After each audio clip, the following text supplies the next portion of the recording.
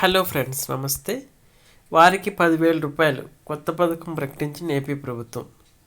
ఆంధ్రప్రదేశ్ ప్రభుత్వం సూపర్ సిక్స్లోని కొన్ని పథకాలు ఇంకా ప్రకటించలేదు, కానీ కొత్త పథకాలు కొన్ని ప్రకటిస్తుంది. తద్వారా అన్ని వర్గాల వారిని ఆదుకునేందుకు ట్రై చేస్తుంది.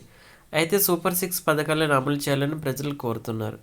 జనవరి 8, 2026 అమరావతి సచివాలయంలో రాష్ట్ర బీసీ ఈడబ్ల్యూఎస్ సంక్షేమ, చేనేత, జౌళి శాఖ మంత్రి ఎస్ సవిత కీలక సమావేశం నిర్వహించారు. ఆంధ్రప్రదేశ్ బ్రాహ్మణ సంక్షేమ కార్పొరేషన్ చైర్మన్ బుచ్చిరాం ప్రసాద్తో మంత్రి సవిత భేటీ అయ్యారు.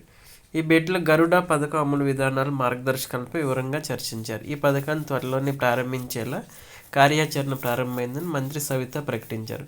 అధికారిక మార్గదర్శకాలు విడుదలైన తర్వాత పూర్తి వివరాలు, అర్హతలు, దరఖాస్తుపై వెల్లడించినట్లు తెలిపారు. ఆంధ్రప్రదేశ్ బ్రాహ్మణ సంక్షేమ కార్పొరేషన్ ద్వారా ఈ పథకం అమలు కాబోతుంది. ప్రస్తుతం కార్పొరేషన్ చైర్మన్ బుచ్చిరాం ప్రసాద్ పనిచేస్తున్నారు. గత ఏడాది 2020లో ఆయన బాధ్యతలు స్వీకరించారు. టీడీపీ నేతృత్వంలో కూటమి ప్రభుత్వం అధికారంలోకి వచ్చిన తర్వాత బ్రాహ్మణ సంక్షేమ ప్రత్యేక దృష్టి సారించింది. ముఖ్యమంత్రి నారా చంద్రబాబు నాయుడు హయాంలో గతంలో అమలైన బ్రాహ్మణ సంక్షేమ పథకాలను మళ్లీ బలోపేతం చేస్తూ కొత్తవి ప్రవేశపెడుతున్నారు. గరుడ పథకం గురించి చాలా రోజులుగా చర్చలు ఉన్నాయి. గత ప్రభుత్వాలు కూడా ఇలాంటి సంక్షేమ కార్యక్రమాలు అమలయ్యాయి. కానీ ప్రస్తుత కూటమి ప్రభుత్వం దీన్ని మరింత పకడ్బందీగా, పారదర్శకంగా అమలు చేయాలని నిర్ణయించింది. పేద బ్రాహ్మణులు, ముఖ్యంగా ఆర్థికంగా వెనుకబడిన కుటుంబాలు మరణ సమయంలో ఎదుర్కొనే ఆర్థిక ఇబ్బందులను తగ్గించేందుకు ఈ పథకాన్ని రూపొందించారు. బ్రాహ్మణ సమాజం చాలామంది పూజారులు, వేద పండితులు, ఇతర సాంప్రదాయ వృత్తులపై ఆధారపడి జీవిస్తారు.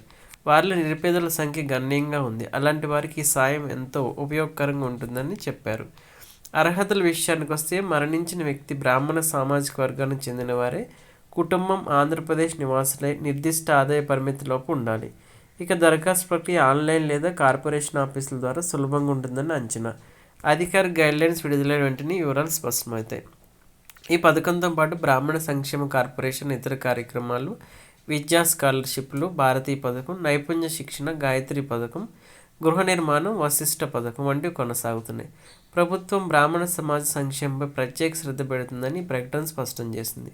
మొత్తంగా ఈ గరుడ పథకం పేద బ్రాహ్మణ కుటుంబాలకు ఆసరా అందించే ముందడుగు. త్వరలో అమలు ప్రారంభమవుతుందని, అర్హులు సద్వినియోగం చేసుకోవాలని అధికారులు సూచిస్తున్నారు. ఈ ప్రకటనపై బ్రాహ్మణ సంఘాల నుంచి సానుకూల స్పందన వ్యక్తమవుతుంది.